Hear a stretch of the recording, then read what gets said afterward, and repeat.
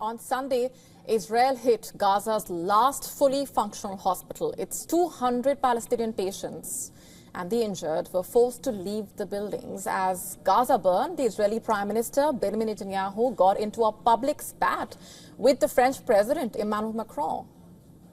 Palestinians, in a way, have nowhere to go. Israel has intensified its campaign as far as Gaza is concerned. Artillery and air raids have hit several areas of Khan Yunis in Gaza South. According to the World Health Organization, a Palestinian child died due to disruption of medical care when the Israeli forces bombed the hospital. The hospital in question is the Al Ahli Arab Baptist Hospital. It was the last fully functional hospital in Gaza City. The Palestinian Ministry of Health has criticized the failure of international law to protect medical facilities, describing the situation as a health disaster.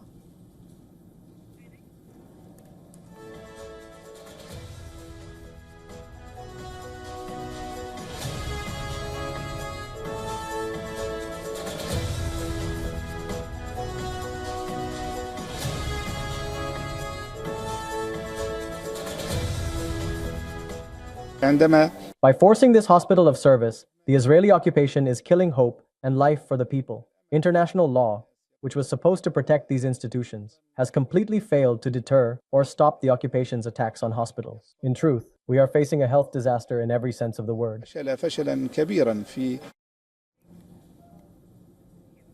But this is not the first time that this hospital has been hit.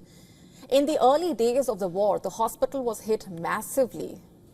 It led to the deaths of almost 500 displaced Palestinians, and according to the Palestinian health officials, nearly 34 hospitals in Gaza have been completely or partially destroyed by Israeli airstrikes all over the war in the past 1 year and a half. In fact, the Palestinian death toll since the start of the war on October 7, 2023 has reached 50,944.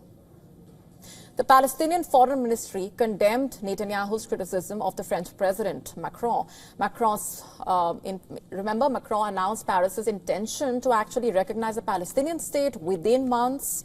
In an interview with France 5 broadcast last week itself, he had said that France could take the step during the upcoming United Nations conference in New York. It is scheduled for the month of June.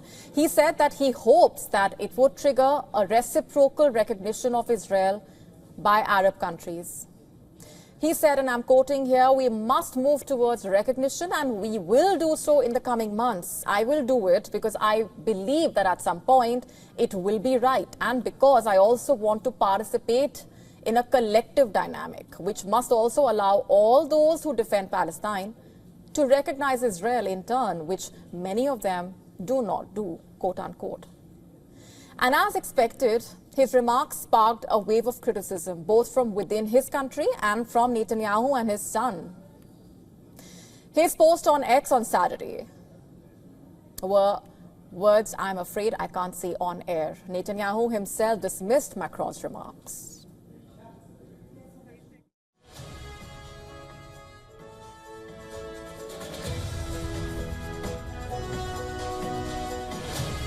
And in a statement, he said, and I'm quoting here, "President Macron is gravely mistaken in continuing to promote the idea of a Palestinian state in the heart of our land, a state whose sole aspiration is the destruction of Israel.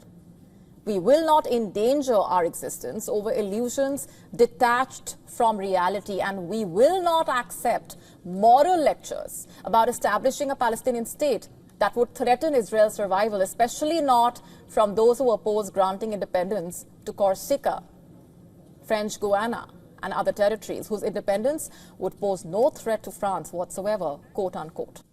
Our next story is about Belarus. The country has just announced that it is ready to welcome thousands of skilled Pakistani workers. And why now? Who said this? Let's break it down for you.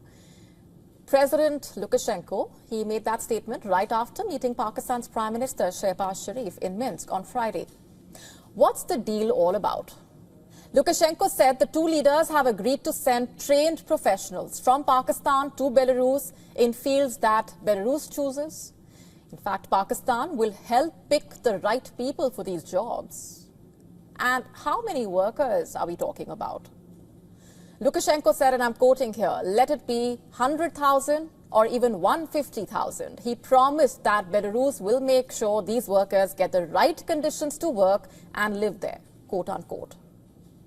Prime Minister Sharif called it a great opportunity. He said Pakistan would send hard-working and skilled workers, people who are ready to support their families and help build stronger ties between the two countries. He even told Lukashenko, quoting, "This offer made my day." Let's just look at the bigger picture here. Belarus has a population of about 9.1 million. In 2024, just over 60,000 migrant workers were employed there, and nearly 40% of them were from Russia. But now, according to the Belarusian Deputy Trade Minister, the country is running out of local workers. Employers need more people, so bringing in migrant labor is now a necessity, not a choice. But here's where things get complicated. Since 2021, there has been a sharp rise in migrants trying to cross from Belarus into neighboring Poland and then further into Europe. In fact, last year, around 2,500 people crossed that border every single month. Poland is even building a fence to stop it, but the crossings continue. Poland says Belarus is doing this on purpose and have alleged that Belarus is doing this with the help from Russian security services to send asylum seekers into the EU. Of course, both Belarus and Russia have denied this. Most of these asylum seekers are from West Asia and North Africa. Reports say that they are heading westward, hoping for better benefits in countries in bigger and more prosperous European countries like Germany or France. But now the question is, will Pakistan's deal with Belarus lead to more jobs or more complications? Only time will tell. And as Russia continues to sharpen its attack on Ukraine to counter the Russian aerial attacks, Ukraine deployed US-made F-16 fighter jets. And now Russia claims to have shot down one of these frontline fighter jets. Our next story taking a look at how this raises serious questions about Ukraine's ability to counter Russia's air superiority, especially as Moscow deploys its advanced Su-35 fighters.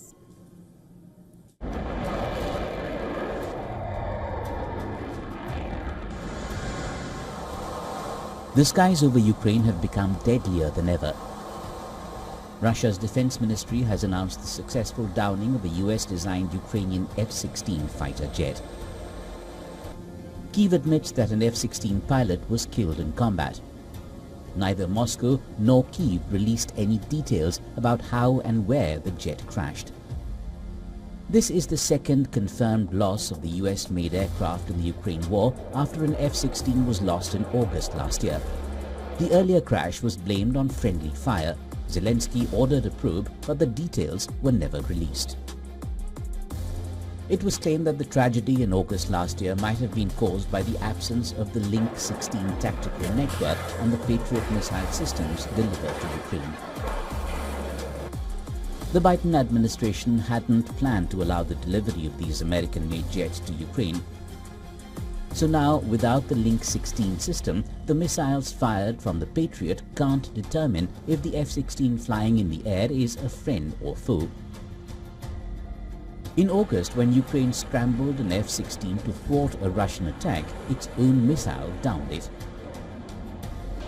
So basically, the F-16s faced twin threats from incoming Russian missiles and even missiles fired by Ukraine's Patriot system. While the arrival of F-16 jets was hailed as a potential game-changer in the war, Ukrainian officials now admit that these aircraft are no match for Russia's Su-35s in head-to-head aerial combat. Russia's Su-35 fighters, on the other hand, boast advanced long-range sensors, superior maneuverability, and a longer combat range. Armed with R-77 and R-37M missiles capable of striking targets over 300 kilometers away, Russian pilots can engage Ukrainian jets from distances where they cannot even be detected. In comparison, Ukraine's F-16s carry shorter-range AIM-9 and AIM-120 missiles, leaving them at a severe disadvantage. Training is also a concern. Ukrainian pilots are still adapting to Western jets after years of flying Soviet-era MiGs, while Russian pilots have extensive experience with Su-35s. Ukraine is now forced to use its F-16s primarily for air defense, taking down drones and cruise missiles rather than engaging Russian jets directly. This strategy underscores the limitations of the F-16s in challenging Russia's air dominance. Bureau Report, WION World is One.